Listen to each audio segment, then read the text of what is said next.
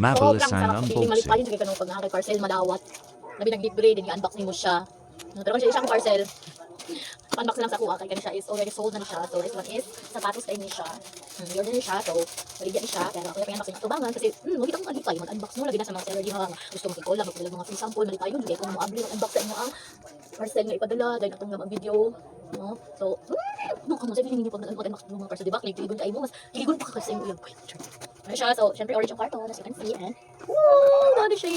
Ayan. Wala pa. Naka siya free na socks. Ayan, baga na po siya og tela para kawaga sa akong phone.